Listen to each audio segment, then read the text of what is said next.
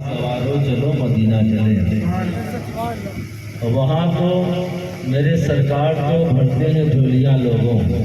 میرے سرکار کو بھرتے ہیں جھولیاں لوگوں، کہیں نہ ہاتھ پسارو چلو مدینہ چلے، کہیں نہ ہاتھ پسارو چلو مدینہ چلے۔ وہاں تو ذروں کو سورج بنایا جاتا ہے، وہاں تو ذروں کو سورج بنایا جاتا ہے، ارے وہ چاند ستاروں چلو مدینہ چلے، ارے وہ چاند ستاروں چلو مدینہ چلے۔ اداس بیٹھو نہ یارو چلو مدینہ چلے، دل و نگاہ سوارو چلو مدینہ چلے۔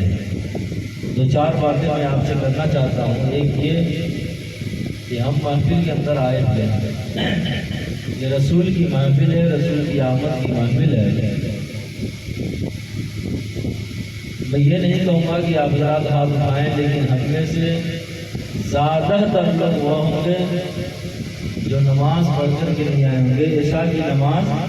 پڑھ کر کے نہیں آئے ہوں گے اور جا کر کے وہ فجر نہیں پڑھیں گے۔ عشاء پڑھ کر کے نہیں آئے ہوں گے اور جا کر کے فجر نہیں پڑھیں گے۔ اکثر لوگ ہم میں سے یہ ہوں گے۔ تو 12 بجے 1 بجے تک جلسہ سننے سے کیا فائدہ؟ اب کیا لینے کے لیے آئے ہیں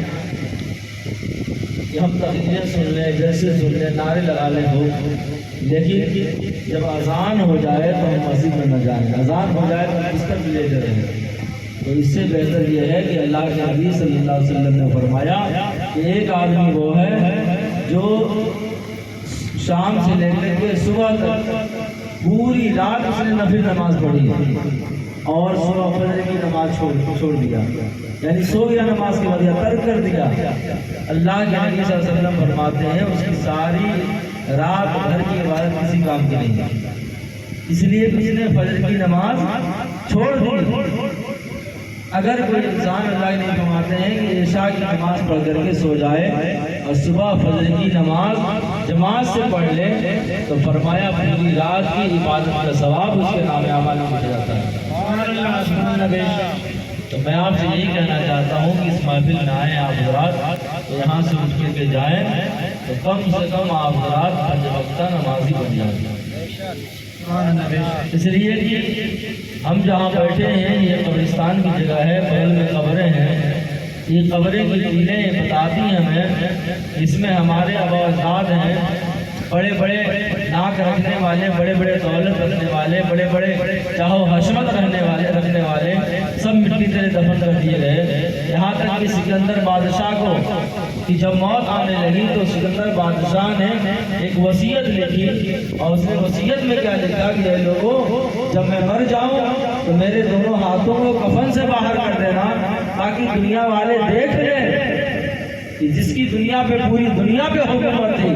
جب وہ دنیا سے جا رہا ہے تو دونوں ہاتھ خالی۔ آپ ذرا دیکھیں سکندر بادشاہ علاقے فتح کرتے کرتے ایک قبرستان سے گزرا، اس نے دیکھا کہ قبریں ہیں، اب قبروں پہ قدمے لگے ہوئے ہیں، پتھر لگے ہوئے ہیں، ہر پتھر پہ نام لکھا ہوا ہے، فلاں ابن فلاں، فلاں ابن فلاں، فلاں ابن فلاں۔ لیکن قبر کی لمبائی جیسے بڑوں کی قبر ہوتی ہے ویسے قبر کی لمبائی بڑی تھی، لیکن کسی کی عمر 2 سال، کسی کی عمر 4 سال، کسی کی عمر 5 سال، حتیٰ کہ سب سے زیادہ جس کی عمر لکھی تھی وہ 12 سال تھی۔ سکندر بادشاہ پریشان ہو گیا، پھر جب ذہن میں بات آئی ہو سکتا ہے یہ بچوں کی قبریں ہو، لیکن کہتا ہے کہ بچوں کی قبریں ہوتی تو ان کی شاید بچوں والی ہوتی، یہ ضرور بچوں کی قبریں نہیں ہیں بلکہ ضرور یہ قبریں بڑوں کی ہیں۔ وہ آگے بڑھا،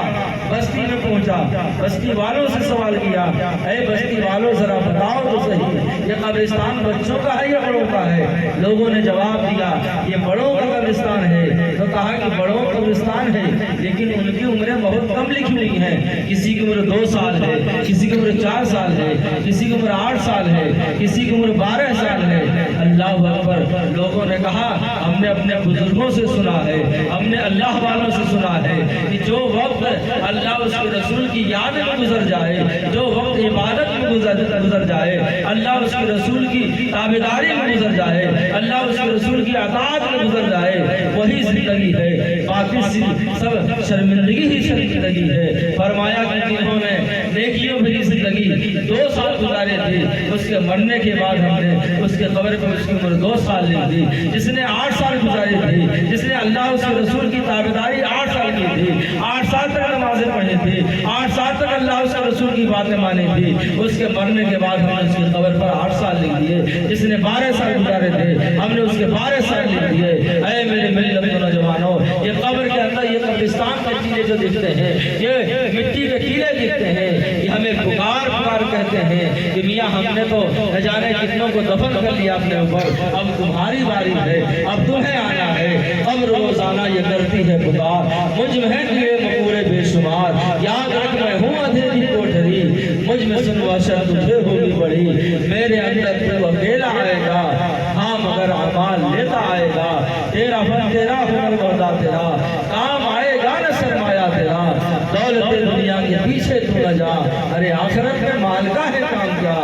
دل سے دنیا کی محبت دور کر، دل نبی کے عشق سے معمور کر، لندن و پیرس کے سپنے چھوڑ دے، بس مدینے ہی سے رشتہ جوڑ لے۔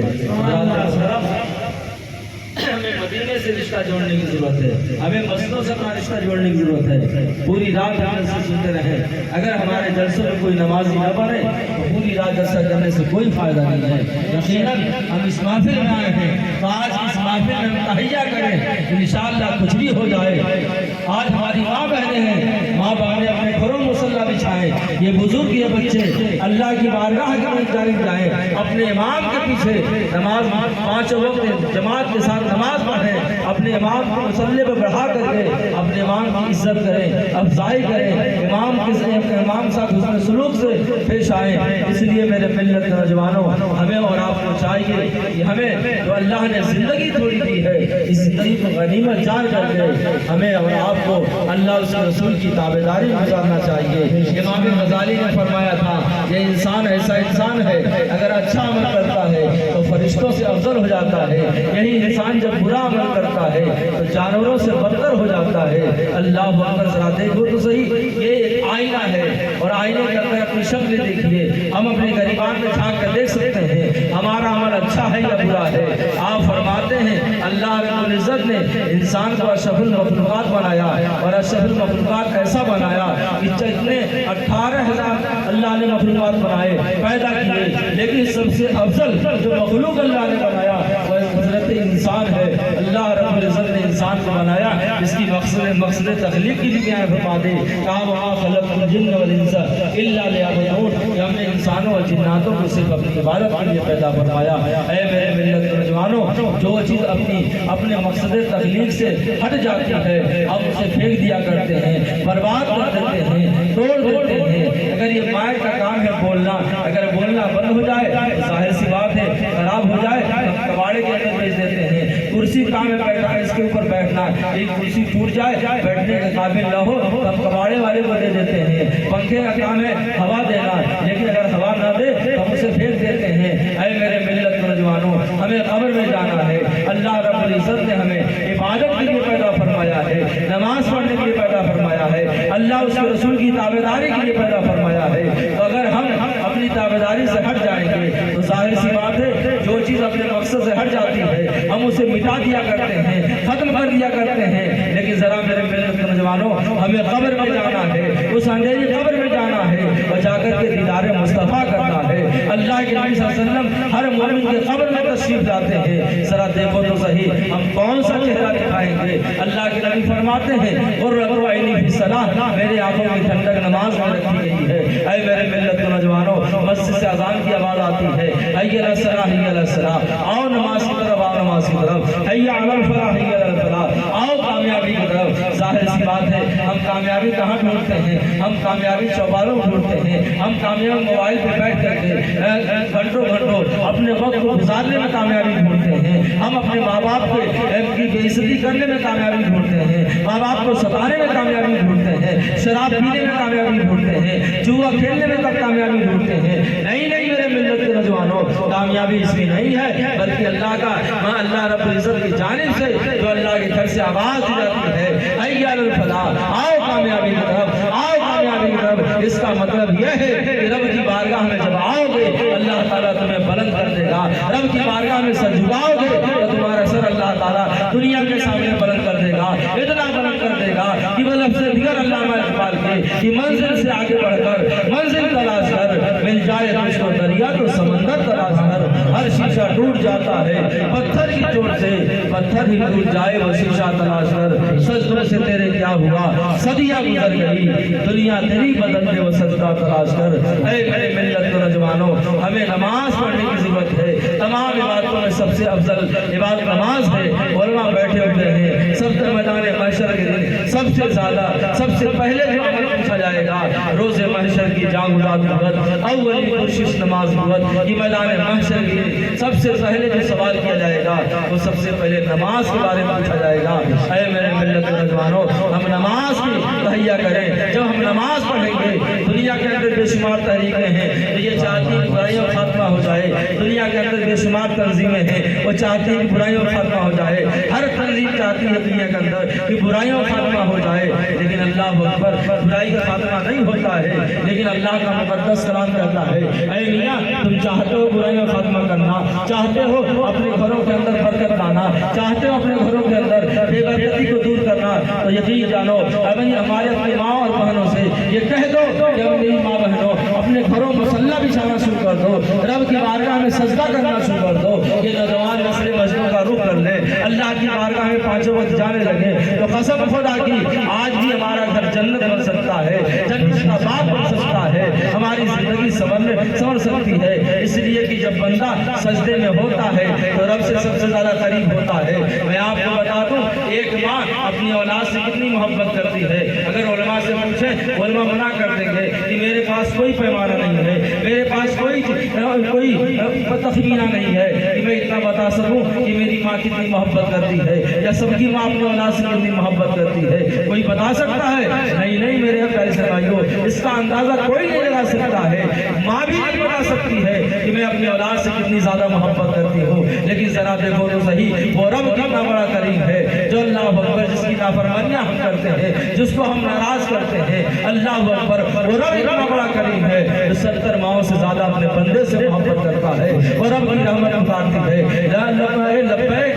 لبیک یا عبدی، اے میرے بندے تو بول تو کیا مانگتا ہے، مانگ تو کیا مانگ رہا ہے، اللہ اکبر ذرا دیکھو تو صحیح رب اپنے بندوں سے 70 ماؤں سے زیادہ محبت کرتا ہے، وہ کتنا بڑا کریم ہے۔ اے میرے ملت نوجوانوں، جوا کھیلنے والوں، شراب پینے والوں، دودھ میں پانی ملانے والوں، دکانداروں کو ڈنڈی مارنے والوں، قسم خدا کی یہ گناہ سب جہنم میں لے جانے والے ہیں۔ اگر چاہتے ہو معافی طلب تو رب کی بارگاہ میں سجدے میں جھک جاؤ، رب کی بارگاہ میں سجدے میں جھک جاؤ گے، اللہ تعالیٰ تمہارے سارے گناہوں کو معاف کر دے گا اور وہ ایسے بنا دے گا جیسے بندہ ماں کے پیٹ سے پیدا ہو۔ سبحان اللہ سبحان اللہ، نعرہ تکبیر، نعرہ رسالت،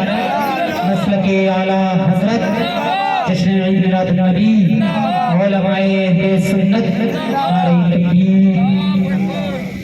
حضرات محترم، اس کا مطلب یہ ہے کہ ہمیں اور آپ کو چاہیے چند روزہ ہے یہ دنیا کی بہار، چند روزہ ہے،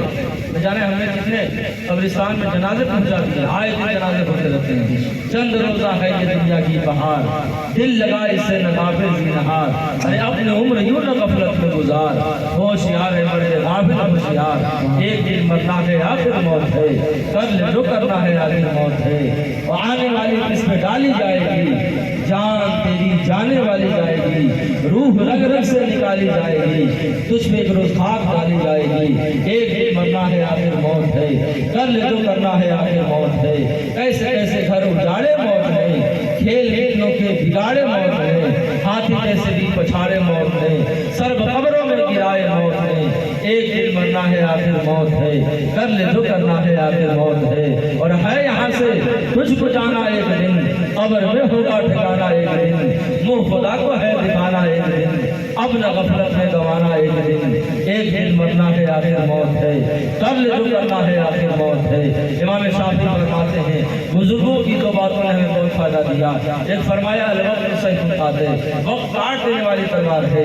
یا وقت کو تم کاٹ دو ورنہ وقت تمہیں برباد کر دے گا، اور فرمایا دوسری چیز اپنے آپ کو تم نیکیوں کام میں اچھائیوں کام میں لگا لو ورنہ تمہارا نفس میں برائیوں کام میں لگا دے گا۔ اے میرے ملت نوجوانوں، آج کی محفل کا یہی پیغام ہے، ہم یہاں سے اٹھیں، اس بات کا تہیہ کریں، اس بات کا ارادہ کریں کہ انشاءاللہ العزیز ہر حال میں ہم نماز پڑھیں گے، اپنے امام کی عزت کریں گے، علماء کی باتوں پر عمل کریں گے، رسول اللہ کی سیرت کو اپنائیں گے، پیغمبر اسلام صلی اللہ علیہ وسلم آئے اور اللہ کے نبی صلی اللہ علیہ وسلم کی تاریخ بتاتی ہے۔ آج ہم شکایتیں کرتے ہیں کہ ہمارے لیے آسمان سے فرشتے کیوں نہیں نازل ہوتے، آج ہم شکایتیں کرتے ہیں کہ اللہ مدد کیوں نہیں بھیج رہا ہے، کبھی سیریا میں بمباری ہو رہی ہے، کبھی کہاں بھوکمپ آ رہا ہے، کبھی کہیں زلزلے آ رہے ہیں، آپ نیٹ دیکھتے ہیں آپ کو معلوم ہے کہاں کہاں اللہ کا عذاب کون کون سی صورت میں آ رہا ہے۔ لیکن میاں آج ہمارے گھروں میں جو عذاب ہے ذرا دیکھو تو صحیح کہ اللہ اکبر، اللہ نے نماز کو فرض کیا ہے،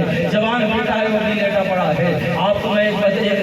ایک روایت سے اپنی بات کو مکمل کر کے اپنی گفتگو ختم کر دوں۔ ایک غوث اعظم پیران پیر دستگیر جس کا ہم دیکھ بناتے ہیں، جس کی ہم فاتحہ کراتے ہیں، 11 مہینے والے پیر کی فاتحہ ہر آدمی کراتا اپنے گھروں پہ، جو نہیں کراتے ہیں انہیں کرانا چاہیے ضرور، اس لیے کہ غوث اعظم کے فاتحہ کے گھر میں ہوتی ہے وہاں رحمتوں کی برسات ہوتی ہے۔ اللہ اکبر، جس پیران پیر دستگیر کے ہم فاتحہ دلاتے ہیں ان کا ایک مرید بھاگ کر کے آیا، کہنے لگا حضور میں کماتا بہت ہوں، بے شمار کماتا ہوں، لیکن برکت نظر نہیں آتی ہے، جدھر آتا ہے ادھر نکل جاتا ہے، جدھر آتا ہے ادھر نکل جاتا ہے۔ اے میرے پیر مرشد، میں نماز ہی پڑھتا ہوں لیکن پھر بھی برکت نہیں ہوتی ہے، میں نماز پڑھتا ہوں پھر بھی برکت نظر نہیں آتی ہے۔ اللہ اکبر، آپ نے کیا کہا تھا، یہ میرے مرید جاؤ اپنے دروازے پر ایک پردہ لگا دینا، اور پردہ لگا دینا۔ وہ مرید گیا، پیر کی بات مانا، پیران پیر کی بات مان کر کے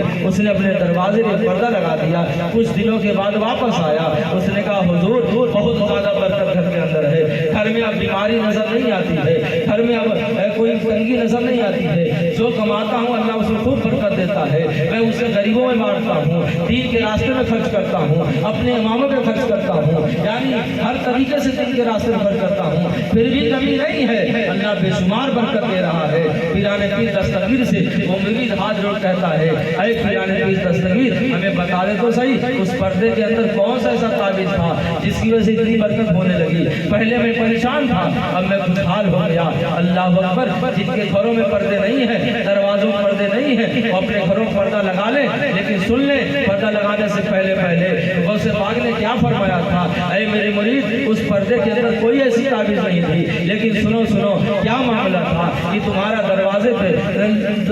سے لوگوں کا گزرنا ہوتا تھا اور لوگ گزرتے تھے لیکن گزرنے والے بے نمازی ہوتے تھے، بے نمازی کی نگاہ تمہارے گھر کے اندر پڑتی تھی، جب بے نمازی کی نگاہ گھر کے اندر پڑتی تھی تو اس میں بے برکتی ہو جاتی تھی، برائیاں گھر کے اندر آتی تھی، بیماریاں گھر کے اندر جنم لیتی تھی، اس لیے کہ ایک بے نمازی کی نگاہ کی نحوست کی بنیاد سے جب گھر میں بیماری جنم لے سکتی ہے، گھر میں پریشانی آ سکتی ہے، تو اللہ اکبر جب جوان بیٹا پانچوں وقت نماز کے ٹائم گھر میں لیٹا رہے، فجر کی اذان دی جا رہی ہو، باپ بھی لیٹا گھر میں ہے، ماں بھی لیٹی گھر میں ہے، جوان بیٹی بھی گھر میں لیٹی ہے، باپ بھی لیٹا گھر کے اندر ہے، کئی بچے جوان بچے گھر کے اندر لیٹے ہیں، تو ذرا بتاؤ تو صحیح اس گھر کو بربادی سے کون بچا سکتا ہے؟ اللہ اکبر، جب بے نمازی کی نگاہ کی نحوست جب گھر کے اندر پڑ جائے تو بیماریاں جنم لیتی ہیں، تو ذرا دیکھو تو صحیح سراپا بے نمازی گھر کے اندر لیتے ہو تو کیوں نہ بیماریاں آئیں گی۔ اے میری ملت کے نوجوانوں، ہمیں اپنے وقت کو صحیح استعمال کرنا چاہیے، جب نماز کا وقت ہو جائے تو اپنے بستروں کو چھوڑ دو، اللہ کے گھر کی طرف اللہ کے گھر کی جانب چل دو۔ اس لیے میرے اسلام بھائیو، ہمارا معاشرہ اتنا خراب ہو چکا ہے کہ دل کے پھپھولے جل گئے، سینے کے داغ سے اس گھر کو آگ لگ گئی، گھر کے چراغ سے۔ اے میرے ملت کے نوجوانوں، انجام غلامی کیا کہیے، بربادی ہی بربادی ہے، جو درس ہمیں بتانے دیے وہ درس کہانا بھول گئے، عبرت قبروں کا یہ مستی اور قابل حسرت یہ مستی، اوروں کو جگانا یاد رہا، خود ہوش میں آنا بھول گئے، جو قوم دوسروں کو جگانے کے لیے آئی تھی آج وہی غلامی کی زنجیروں میں چلی گئی ہے۔ کیوں پیارے اسلام بھائیو، ہمیں بتاتی ہے تاریخ، یہ ہے تجھ کو سمجھنا ہے تو اب وقت سمجھ جا، اے بحر عمیق اپنے کناروں سے اتر جا، غافل تجھے پا کر کے لائے ہیں پھر جال، تو باز ہے بلبل نہیں غصہ سے نکل جا، کہ تجھ کو حسین ابن علی نے یہ وصیت، مرنا ہے تو ڈر موت سے، جینا ہے تو مر جا، اور تقدیر الہی کے نوشتے بھی وہی ہیں، اللہ بھی وہی، اس کے فرشتے بھی وہی ہیں، اتریں گے ملائک تیری امداد طلب بھی، در ذات خدا سے تیرے رشتے بھی وہی ہیں۔ اس سے یہ معلوم ہوا کہ بدر میں جو اللہ نے کامیابی عطا فرمائی تھی 313 کو، وہ کامیابی اس لیے تھی وہ اللہ اس کے رسول کے ماننے والے تھے، سچے پکے غلام تھے، وہ نمازی تھے، وہ شراب پینے والے نہیں تھے، وہ جوا کھیلنے والے نہیں تھے، وہ ماں باپ کو ستانے والے نہیں تھے، نمازیں چھوڑنے والے نہیں تھے، اپنی جوانیاں برباد کرنے والے نہیں تھے، کیرم بورڈ کھیلنے والے نہیں تھے، لاش کی پتیاں پھینکنے والے نہیں تھے، بلکہ تاریخ بتاتی ہے قسم خدا کی جب وہ سجدے میں سر کو رکھ دیتے تھے تو عرش اعظم میں ان کی آواز بلند ہو جاتی تھی، رب کی جانب ان کی آوازیں بلند ہو جاتی تھی۔ اور جب بدر کے میدان میں اللہ کے نبی نے مسجد عریش کے اندر اپنی پیشانی کو رکھا تھا اور کہا تھا پروردگار عالم اس کے مقابلے میں 313 مسلمان ہیں، ان کے مقابلے میں 1000 سے زیادہ مشرکین ہیں، ان کے مقابلے میں دشمن زیادہ ہیں، اے پروردگار عالم اگر تم نے ان کی مدد نہ کی تو قیامت تک تیرا نام لینے والا کوئی نہیں ہوگا، اس لیے کہ تیرے بارگاہ میں سجدہ کرنے والے بندے ہیں۔ کاش میرے ملت نوجوانوں آج اس محفل سے اٹھیں، یہی پیغام لے کے اٹھیں، انشاءاللہ ہم ہر وقت نماز پڑھتے رہیں گے، جہاں کہیں بھی رہیں گے نماز پڑھتے رہیں گے، ہم نماز پڑھیں گے لیکن اہل سنت و جماعت کے امام کے پیچھے نماز پڑھیں گے، ہم اپنے امام کے پیچھے نماز پڑھیں گے، ہم حسینی امام کے پیچھے نماز پڑھیں گے، جو مسلک اعلیٰ حضرت پہ چلنے والا ہوگا ہم اس امام کے پیچھے نماز پڑھیں گے۔ اور یہ یقین جانیے پیارے اسلامی بھائیو، نماز پڑھیں گے اور نماز پڑھ کر کے دنیا کو بتائیں گے ہم رسول کے وفادار ہیں، رسول کے غدار نہیں ہے، اس لیے کہ نبی نے فرمایا میرے آنکھوں میں ٹھنڈک نماز میں رکھی گئی ہے۔ اس لیے میرے ملت کے نوجوانوں اس محفل سے اٹھیں، آخری بات میں بیان کر دوں، اس محفل سے اٹھیں تو دنیا کی فکر چھوڑ کر کے اللہ اور نبی کی فکر لے کر کے اٹھیں، نیک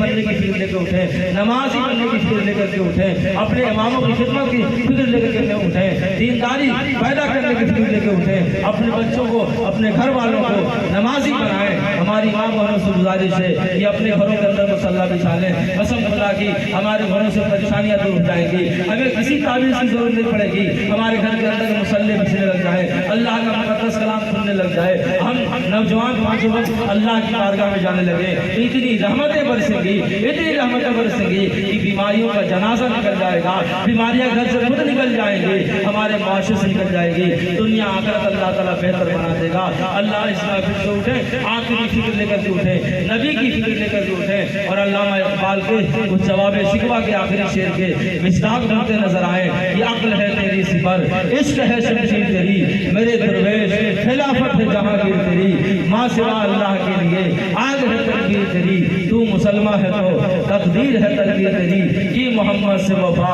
تو نے تو ہم تیرے ہیں، یہ جہاں چیز ہے کیا لوح و قلم تیرے ہیں، محمد کی محبت دین حق کی شرط اول ہے، اسی میں ہو اگر خامی تو سب کچھ نامکمل ہے۔ اور آخر میں یہی کہوں گا کہ اگر سب لوگ سدھر گئے، سب لوگ سچے پکے نمازی ہو گئے تو علماء کے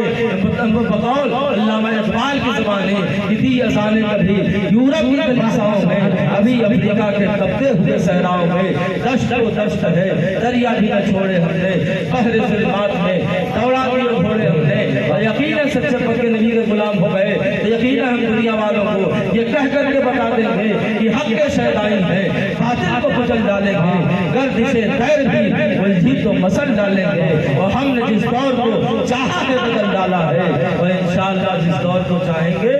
بدل ڈالیں گے۔ اگر سب حالی میں کوئی جملہ شریعت کے خلاف نکل گیا تو اللہ تعالیٰ معاف کرے، اب جس کے جی میں آئے وہی پائے روشنی، ہم نے تو دل جلا کے سر عام رکھ دیا، وما علینا الا البلاغ۔ السلام علیکم ورحمۃ اللہ۔